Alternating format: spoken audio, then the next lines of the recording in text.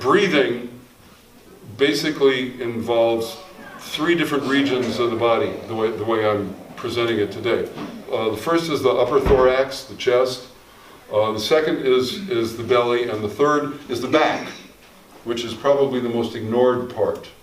Most of us habitually breathe with one and at best two parts of our anatomy. Rarely do we engage all three. Partly because of what I mentioned in the beginning, is that we're used to regulating our breath. The place where most of us regulate our breath from is the solar plexus. This is also the spiritual point, if you will, from which we connect with other people. So if you've been traumatized or hurt in relationship, as most of us have, sometimes we're not terribly willing to let this go, because it's a place where we protect ourselves. If you're bouncing and your diaphragm is loose, you can actually make some sound from the bouncing. So everybody take one hand or the other and take a few fingers and see if you can find your solar plexus. It's about 2 inches or so below this little bone that sticks down from the sternum. That's called the xiphoid process, and you want to leave that alone, because if you press too hard on that, it can hurt or break. So it's actually a soft place. You can actually poke it, and if you poke it and say ah, it'll actually go ah. Now that you've found it, just keep a hand there and start that bouncing again, and see if you can let your diaphragm get loose enough so that if you say ah while you're bouncing, gravity will actually make you go ah ah ah ah ah ah. Just check to make sure that you're not actually forcing yourself to do it. If you're bouncing and your diaphragm is loose enough, it'll happen all by itself.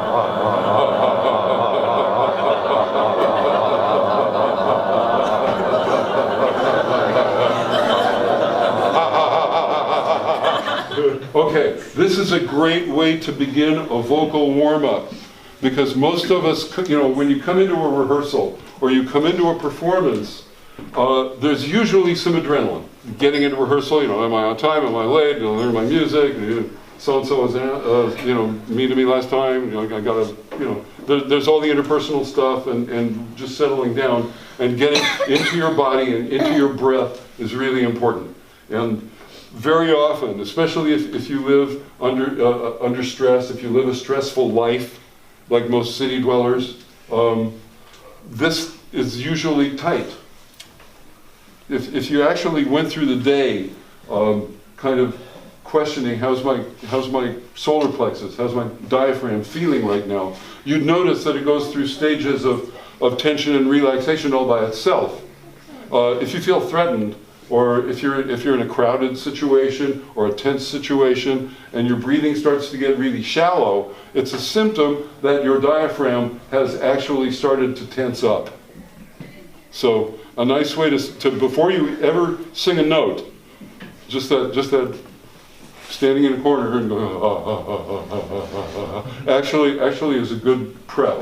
A little used part of our vocal anatomy is our rib cage. The rib cage is designed to flex. All of these bones are joined by cartilage. It's not a solid cage. It's there to protect the lungs, but it also expands. And a lot of people who've learned to belly breathe, they ignore this, and we'll get back to belly breathing in a second, but I just wanted to loosen up that diaphragm a little bit. Now the diaphragm is connected to the rib cage all the way around. It's like a pie plate, and when it's relaxed, it looks like a dome, and when it contracts, it moves down like this, and actually it goes from this to this, and then when it relaxes, it kind of goes back up. So when you breathe, what you're actually doing is you're creating a vacuum in your lungs that sucks air in.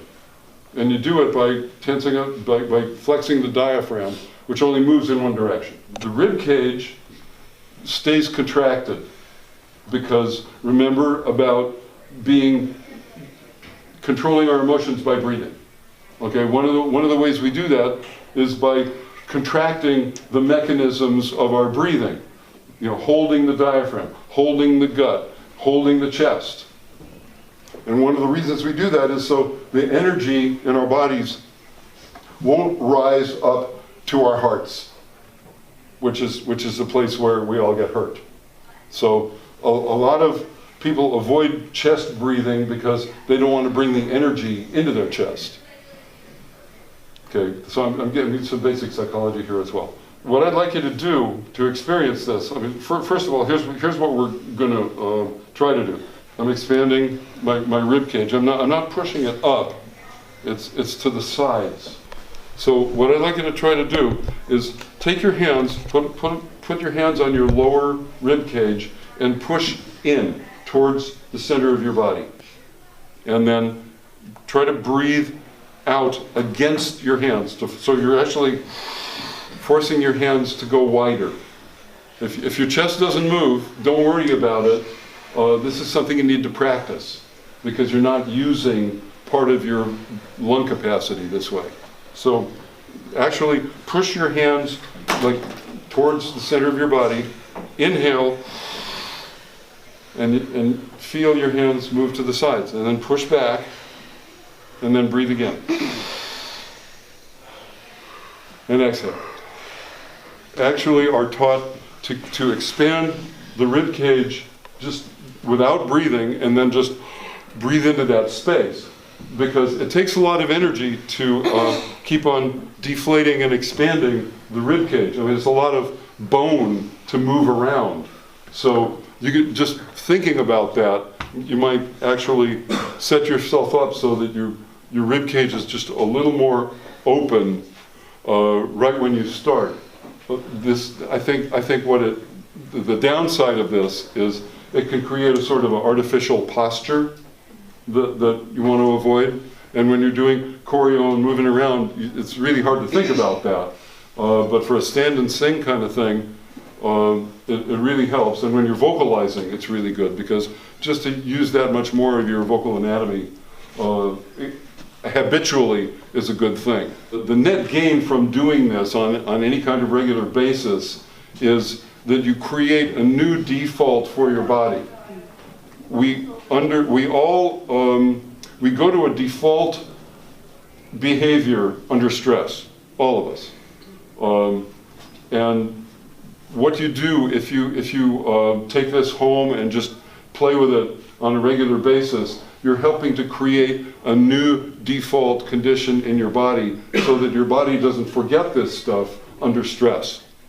And performance is probably, one of the more stressful situations you can put your body in, and that's when your body is the most likely to forget all of this stuff. And it's when you need it the most. We don't actually breathe in our bellies, right? It's all guts and squishy stuff. But what this has to do, what your belly has to do, is all of this viscera here, all your guts, have to actually move out of the way of the diaphragm. When the diaphragm moves down, it presses on all this stuff, and it's that moment when you have to decide between vanity and efficiency, because we all, we sort of idolize, six packs and flat stomachs and rock hard abs, but that doesn't help us as singers. So it's better to wear a loose shirt and actually let this go a little bit. Okay, so when you inhale and the diaphragm moves down, this stuff has to move out of the way, and it's going to create a little bit of a belly for you. And ideally, you can let that go, just metaphorically, all the way to the floor. How loose are you willing to let your belly get? To that extent, you will increase your breathing capacity. Now, let's all try this together. Just put a couple hands on your belly. We're going to inhale through our nose and just see what happens here if you allow it to, okay? I'm not going to force my belly out, but it is going to move out on its own, okay? So it's just...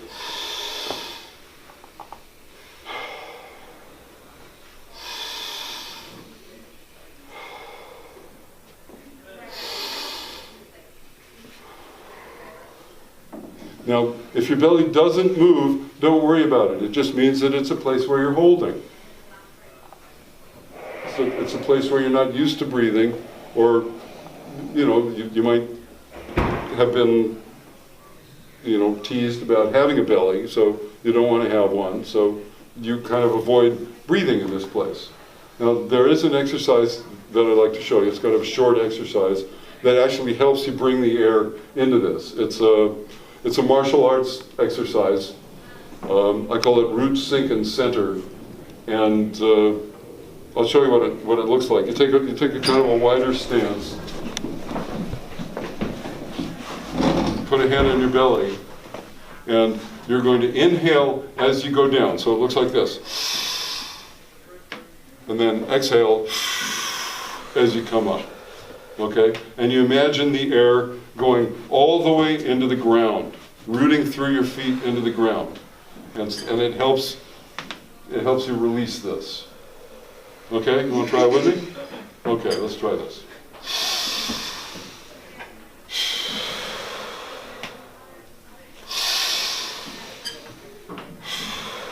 And really, really fight for the ground. Bring the air in aggressively. Okay?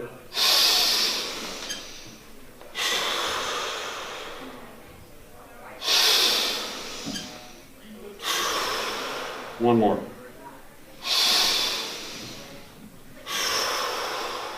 This is the quickest way I know to affect this change. So, along with your warm-up where you kind of jiggle and get your diaphragm loose, feel your rib cage flex, you can also do this. Just it helps bring the air deep into your body so that when you start singing, you don't go to a default of shallower breathing. How many of you, when you are asked to take a deep breath, raise your shoulders? You go. It's useless. Okay? That's a surprise response. That's like, but it doesn't help you breathe because there's nothing up there. It's all bone. Okay? What we're trying to do is reverse that movement. So the air goes deeper, wider, and back. Put the backs of your hands right about where your kidneys are. And see if you can breathe into your hands.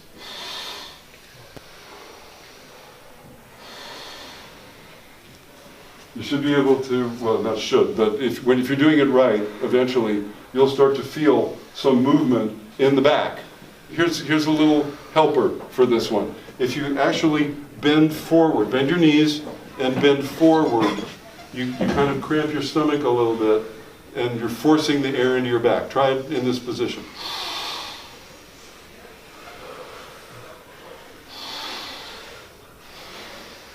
It's not going to be huge, but it's unused real estate. The second part is actually working with the vocal mechanism itself. Most of us come into singing already traumatized in some way. I mean, how many of you have been told to shut up? Maybe even your speaking voice or your singing voice was criticized. It settles into the muscles of the face and the throat. You know, when you're forced to literally eat your words, as many of us have been, there's a certain rigidity that sets into the mechanism. And it's not really dealt with unless you're working with a really good voice therapist. And most voice teachers are not voice therapists. You know, they know enough of the anatomy to help you learn to use it correctly, but you're still trapped in this kind of box that you set up for yourself with muscular tension from being hurt, insulted, abused as a kid. So that we carry that all the way through our lives, and our technique, by and large, becomes a workaround for the things that we can't do. When I started to sing and I was told to open my mouth, the standard was 2 fingers. I felt like it was the Grand Canyon. I was so self-conscious. Now I don't care. These inhibitions are sort of built into us, and they're built into our muscles as well. The first exercise that we're all going to do starts out with a smile and a yawn. Okay? It looks kind of ridiculous, and I'll be the first one to do it. but it's a smile that you actually feel all the way to your mastoid bones behind your ears. So it's, and from that point, we're going to open the mouth and stretch the jaws. Just give it a try. So big smile, like very artificial, and from that point, big yawn. Good. The second part of this is we're going to do that same opening, same smile and open, and on top of that, we're going to stick our tongue out. Now, I'll tell you why. Because the tongue is a big muscle, and it connects to the hyoid bone, which is above the larynx, and it connects with the hyoid bone via cartilage. One of the benchmarks of easy vocal production is the independence of the tongue muscle from the larynx. Sometimes you'll hear a voice that sounds like it's kind of strangled or stuck back in the throat. I don't know if I can actually do it. Kind of like that. So what we're going to do, and this isn't particularly easy, and I'd like you to go easy on sticking your tongue out, is smile, open, and then this. Some people actually gag doing this. So to add a degree of difficulty to this, and because we're so pressed for time, I'd like you to try this, and then once you're in that position with your mouth open and your tongue out, try breathing through your mouth, because you will be then breathing with more or less of an open throat. This is one way to do it.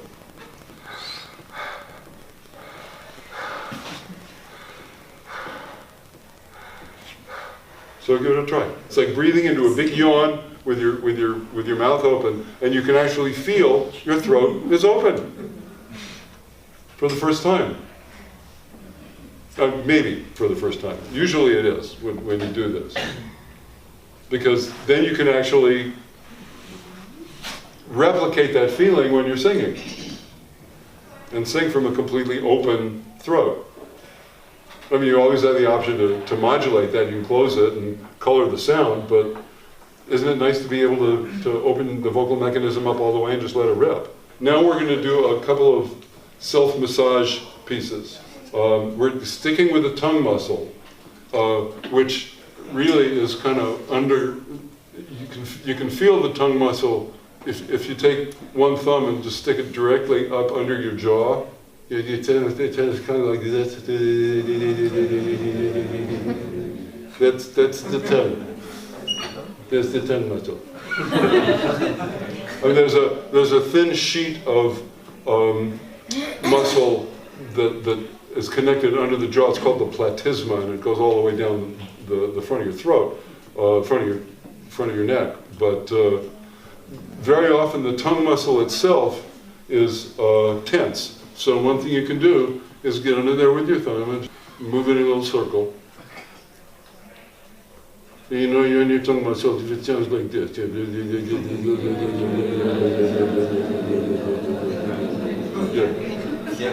Where there's a lot of tension usually is in the jaw, specifically in the masseter muscles on the sides of the face, right? So be careful doing this, because how many of you like grind your teeth at night? Wow. Okay, so this is kind of chronic tension. It's because of these muscles, because we hold so much tension there. And one thing you can do for yourself, and you can do this a few times a day, and it'll probably cut down on the amount of time you spend grinding your teeth. Just take a couple of knuckles and stick them in these muscles. Do you all know where they are? You can find them real easily. If you clench your teeth, those muscles will pop out. Do you feel that? Okay, so take a couple of knuckles and put them directly into those muscles and start making circles. You can cause yourself some pretty serious pain doing this, right? Yeah, I feel it already. Yeah. The pain good. But this is really good for you as a singer. If it hurts, it works, right? This helps you with opening your mouth, and it'll help save your teeth. The pain's good up to a certain point, but this is a place where a lot of people hold a lot of tension. Especially, if you grew up in a authoritarian household, this is a prime place where you'd protect yourself. Don't talk back, right? All those words that you bit off or had to swallow, this is where you hold it. There are also muscles that run down the sides of the neck called the scalene muscles. Another place that we hold tension that actually reflects in the voice is above the eyes. The supraorbital ridges, right here, right above the eyebrows. So you might be surprised if you take a knuckle or two and run them over those ridges. You might be surprised at how tense they are. There's a acupressure point for sinus that actually reflects in the voice as well. That's right at the base of the nostrils, kind of not under them, but right to the side. So what you can do is massage them and inhale through your mouth.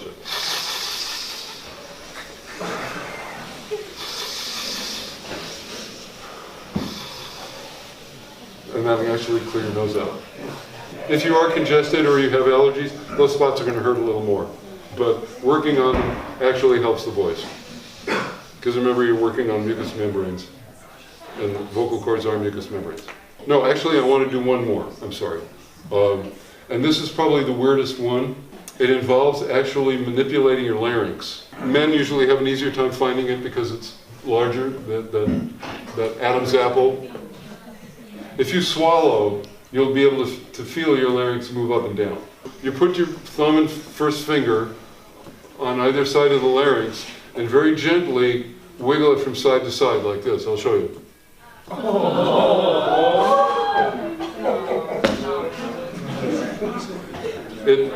It might feel a little crunchy, but don't be alarmed. That's just because you've never done it before. This is a great exercise for relaxing the larynx. The thing is that if you do this often enough, the crunch goes away. That's the very, very short version of this part of the work. If you feel like you could get some benefit from it, just try to remember these exercises and do them when you have the opportunity. We'll look at the voice as a social instrument, which it truly is. I mean, we have three modes of communication, basically: face, body, and voice. We are uniquely sensitive to each other because of the way our nervous systems are set up. We scan other people's faces from the moment we're born until the moment we die to assess our level of safety. It's part of the nervous system that's only found in mammals that live, in the higher order mammals that live in community, and it's the ventral vagal nerve. It's part of the polyvagal system, okay? And one of its most important functions is to help keep us safe. And it only has three settings: I'm safe, maybe I'm safe, and I'm not safe. This comes into play with us as singers, both when we're working with groups, within the group, and when we're working with an audience. I mean, how many of you have been singing for an audience and you see one person who looks like they just could care less about what you're doing, or they're really uninvolved, or maybe they're not even liking what you're doing, and you kind of forget about everybody else in the audience who's going, yeah, that's great, and you zero in on that one person, and you find yourself working so hard to try to engage that person that you stop communicating with your audience. It's the kind of thing that traps us as performers.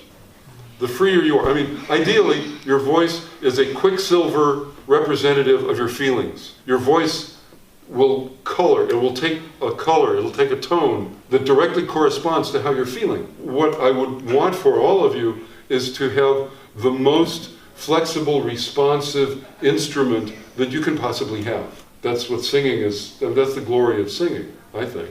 We do it speaking without even thinking about it. And we're very, very sensitive to tone. Why are you talking to me like that? The way you said hello just freaked me out. What's wrong? Most of us, if there's somebody you know well, and you talk to them on the phone, they say hello, and you know how they are. right? You know how their day's been. You know where their head's at, because the emotion takes the voice and colors it. And you know that person well enough to know that color. So we do this all the time, but it becomes kind of stilted and artificial when we sing unless we're fluid. This is something that you've been doing all your lives, and it's great to be aware of it, because sometimes just the awareness is enough to spring you out of that particular trap. The first thing we're going to do is called a walla. Does anybody know what that is? Okay, in film work, a walla is when you dub the voices in a crowd scene. Okay, it's like if we're shooting a movie and we make a scene where there's a crowd, but we can't use the soundtrack from the footage, so we're going to dub it in. So what we do is we get a whole bunch of people together, and it's called a walla because one of the sounds that we use when we make a walla is the word walla. Like if everybody just very quietly says, just try it. And some of you say fatsa, fatsa, fatsa. Some of you say walla, walla, walla. Okay, and I love that you're singers because you all kind of settle on a pitch. Yeah, ideally for it to work, is at different pitches because there's different people. But that's why it's called a walla. So you're going to be a walla chorus, and I'm going to be your conductor. I'd like you to watch my face for attitude and my body for amplitude. In other words, if I get small, that's soft, right? If I'm big, that's loud. And you'll be able to pick up the attitude from my face because you've been doing it since the day you were born. With a very soft walla, and try to make it so that it's a blend, okay? Like no one voice sticks out and you can hear everybody around you. So.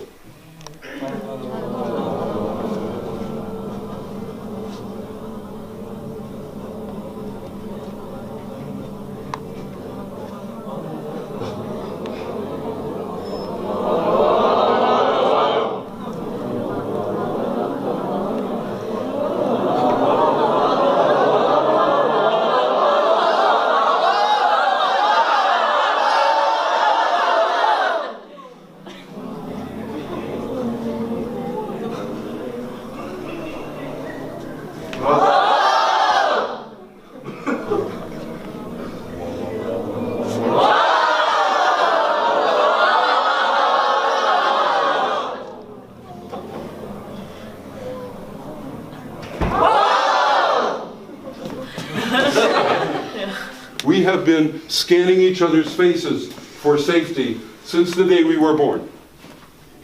And we do this all the time. We do it in rehearsals and we do it in performance too. So what I'd like to do is give you a really short experience of what you do with your voice when other people are liking you or not liking you or not paying attention to you. Okay? So really quickly, find somebody to work with, because we got to do this as partners, okay? One of you is going to be the speaker, and one of you is going to be the listener, and then you're going to change, then you're going to reverse, okay? So really quickly decide who's going to speak first and who's going to listen first. Speaker, what you're going to do is you're going to tell a story to your partner, and you're going to just use blah blah. You're telling a sort of an interesting, happy story. And listeners, what I'd like you to do is look anywhere in the room except at your partner. Okay? And we're only going to do this for a few seconds because we don't have a lot of time. Okay? Is everybody clear about this? Yes. Go. Blah, blah, blah, blah, blah, blah, blah, blah, blah. Just notice how that made you feel as a speaker. Notice how that made you feel when your partner wouldn't look at you and you were trying to get their attention. How many of you found yourselves actually working harder to get the person's attention? Okay, this is what we do. This is how we are in relationship, in society. This is what we do in performance. when we feel like our audience is slipping away. We work harder. We go after them. We don't give them a chance to come to us because there's something in us that just can't stand it. But now that you're aware of it, you'll be able to. Second part of this, once again, listener and speaker. The speaker's job is going to be the same. Just tell a happy blah blah story. And the listener is going to go from a sort of a neutral face to a frown. You're going to look at your partner this time, but your face is going to mirror disapproval of one kind or another. Blah, blah, blah, blah, blah, blah, blah, blah, blah, blah, blah, blah, blah. What did you notice? Less sure, right? Your energy dropped, right? What happened to your voice? Aggressive. It caught in your throat. Oh, I got aggressive. I spoke higher. You did. So these are all really good things to notice. So you could be in rehearsal, like, you know, and somebody's looking at you like, you know, you smell bad, you know. And sometimes what happens when we encounter a look like that is we just shrink. We get smaller and we bring less energy to our performance, we bring less energy to our voice, we stop communicating. We get caught in this polyvagal loop. Okay? And just knowing that it exists sometimes is enough to pop us out of it. So now we're going to try the opposite, where the listener goes from a sort of a neutral face to a really happy face. And just notice what happens to your voice and your energy.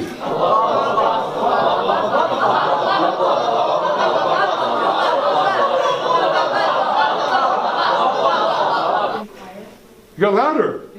Much more enthusiasm. Enthusiasm, right. You had eye contact. Eye contact, yeah. Comedy started being used. Comedy, you got happy, right? You started to feel freer in your body. All because somebody was smiling at you. You were creating what we call limbic resonance, okay? You can create this with another person. You can create this with an audience.